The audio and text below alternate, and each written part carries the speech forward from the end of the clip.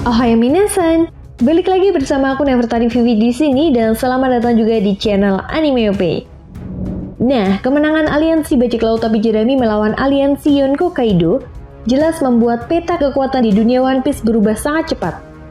Ini menjadi bukti nyata bahwa jika gelombang pertempuran terbesar sepanjang sejarah dunia One Piece, yaitu Perang Tahta akan segera dimulai.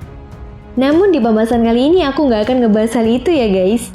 Melainkan para bajak laut yang harus diwaspadai oleh pemerintah dunia, khususnya yang memiliki nilai bounty aktif tertinggi saat ini. Lalu kira-kira siapa sajakah mereka? Tetapi sebelum masuk ke pembahasannya, jangan lupa untuk like video ini ya guys. Sebagai dukungan kalian semua untuk channel ini ke depannya, dan tentunya biar aku tambah semangat lagi ngontennya. Nah, jika sudah terima kasih banyak. Dan yuk tonton videonya sampai selesai ya. Let's go! Oke, kita mulai dari urutan ke-10 ya guys. Di urutan 10 ditempati oleh Carlot Katakuri. Yap, seperti yang kita tahu ya guys, Katakuri merupakan salah satu dari 3 Sweet Commander Yonko Big Mom. Nah, kekalahan Yonko Big Mom di Onigashima membuat Katakuri menjadi sosok yang paling kuat di kelompok bajak laut Big Mom saat ini. Apalagi Katakuri yang memiliki kekuatan buah iblis Mochi Mochi no Mi dan juga memiliki kemampuan Kanbunsoku Haki yang mampu membuatnya bisa melihat masa depan, jelas menjadikan dirinya ancaman yang sangat serius bagi pihak Angkatan Laut. Jika nantinya Katakuri akan terlibat dalam sebuah perang tahta melawan pemerintah dunia. Nah, setelah dikalahkan oleh Luffy, ternyata Katakuri dimunculkan kembali pada kisah sampul keluarga Germa Double Six. Lebih tepatnya pada manga One Piece chapter 1058 kemarin guys. Itu artinya ini menandakan jika nilai bounty Katakuri masih aktif. Dan Katakuri sendiri memiliki nilai bounty yang cukup fantastis sebagai mantan komandan Yonko, yaitu sebesar 1,57 miliar berry. Yuk kita lanjut lagi guys. Di urutan ke-9 ditempati oleh Jinbei. Nah, sebagai fans One Piece, tentunya kalian semua tahu jika Jinbei pernah berjanji kepada Luffy dan akan bergabung dengan kelompok bajak laut topi jerami, serta menyusul Luffy ke negeri Wano. Yap, ucapan Jinbei ini pun dibuktikan dengan ikutnya Jinbei dalam pertempuran melawan aliansi Yonko Big Mom dan Kaido. Nah, musuh Jinbei ketika itu adalah Husu yang merupakan salah satu anggota topi Roppo di kelompok bajak laut Kaido. Nah, kemenangan aliansi bajak laut topi jerami ini pun membuat Jinbei memiliki nilai bounty baru sebesar 1,100 miliar berry. Berikutnya, di urutan ke-8, bajak laut dengan nilai bounty tertinggi selanjutnya adalah Roronoa Zoro. Yaps, pertempuran epik antara King melawan Zoro di Onigashima benar-benar membuat Zoro harus berjuang mati-matian ya guys, demi bisa mengalahkan komandan Yonko Kaido ini. Dan hingga pada akhirnya perjuangan Zoro pun sukses dibayar dengan kemenangannya. Selain itu guys, kemenangan Zoro ini juga tak lepas dari pedang baru yang dimiliki oleh Zoro, yaitu pedang Enma. Dimana seperti yang kita tahu, pedang Enma ini menjadi salah satu pedang yang mampu melukai Yonko Kaido. Di sisi lain, kekalahan King tentunya membuat nilai bounty Zoro naik hingga menyentuh angka 1,111 miliar berry.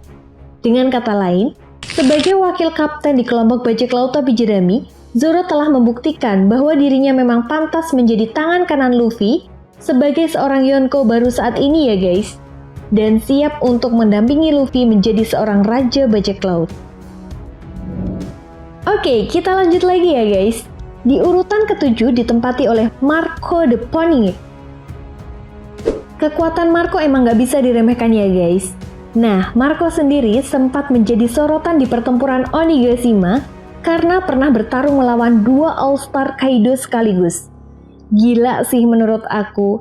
Apalagi seperti yang kita tahu guys, Queen dan King dianggap sebagai kru terkuat dari kelompok bajak laut Kaido. Dan kekuatan keduanya pun benar-benar sangat mengerikan. Ditambah mereka berdua adalah pengguna kekuatan Ensen Zoan yang memiliki kemampuan pertahanan yang sangat luar biasa hebat. Dari sini saja kita sudah bisa melihat bahwa Oda Sensei benar-benar menyorot kekuatan dari seorang komandan Yonko. Tentu sesuatu yang sangat luar biasa bagi Marco bisa menahan serangan 2 All-Star Kaido secara bersamaan. Ini pun menjadi alasan kenapa nilai bounty milik Marco mencapai 1,374 miliar berry. Oh ya guys, belum ada updatean terbaru dari bounty Marco ini ya. Setelah aliansi Luffy berhasil menang di pertempuran negeri Wano. Bounty terbaru milik mantan Shichibukai yaitu Crocodile menjadikan dirinya berada di posisi ke-6 dengan nilai bounty tertinggi saat ini. Ya, pada manga One Piece chapter 1058 kemarin, kita semua mendapatkan informasi terbaru jika Crocodile menjadi orang penting dalam terbentuknya organisasi kriminal yang bernama Cross Guild. Pasalnya organisasi ini memiliki tujuan untuk membuat para angkatan laut ketakutan dengan memberikan nilai bounty kepada mereka, sehingga pihak angkatan laut pun secara tidak langsung merasakan bagaimana rasanya jadi bajak laut ya guys. Oh ya, akibat ulahnya ini, Crocodile mendapatkan kenaikan nilai bounty mencapai angka 1,965 miliar berry.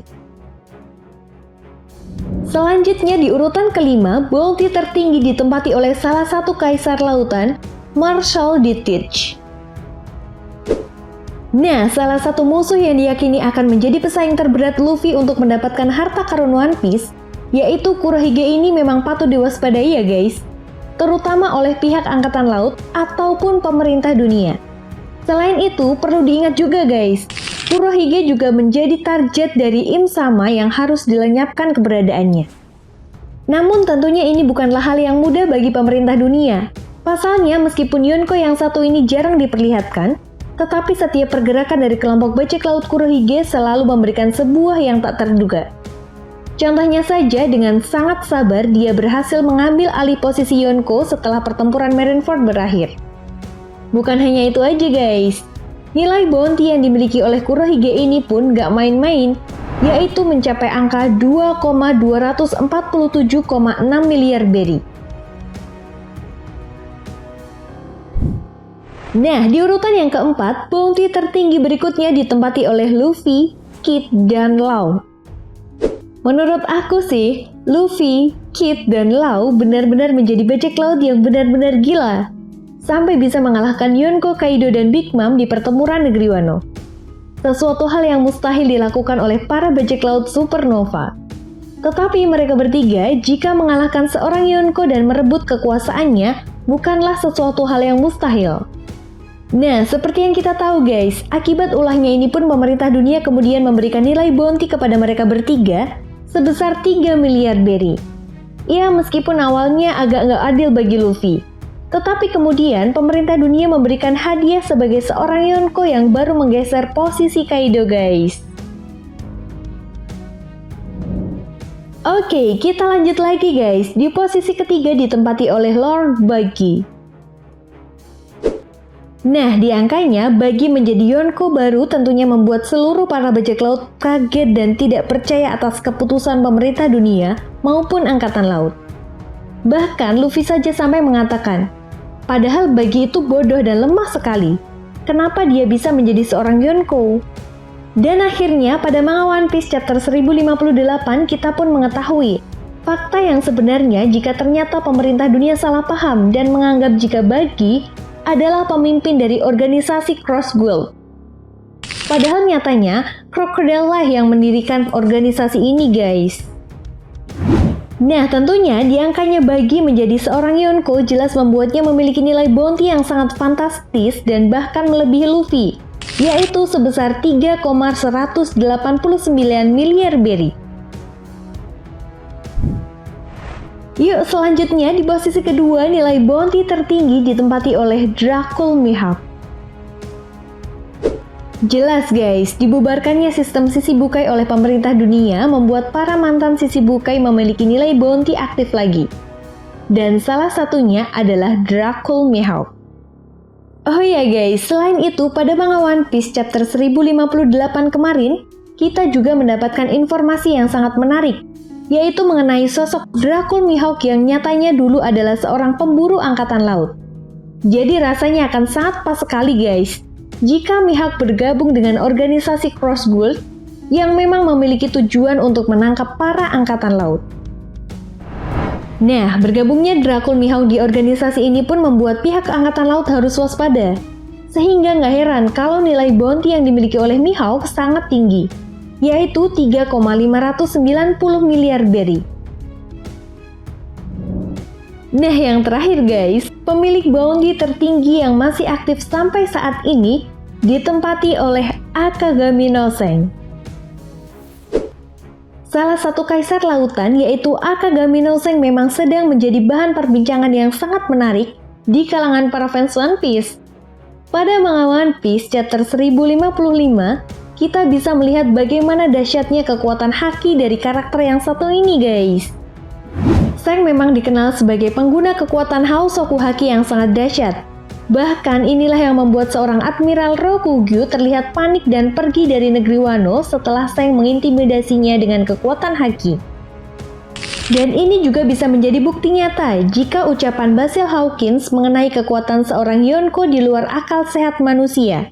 Memang ada benarnya juga ya guys.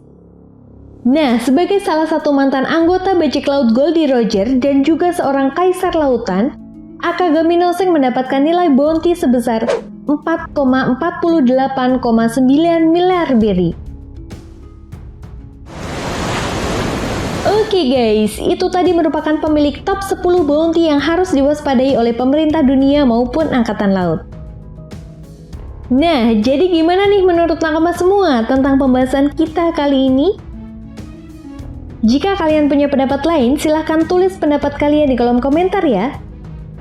Dan jangan lupa untuk like, subscribe, dan share video ini biar Mimin Vivi tambah semangat lagi kontennya. Oke, sampai di sini dulu ya guys pembahasan kita kali ini dan sampai jumpa lagi di pembahasan berikutnya. Bye-bye!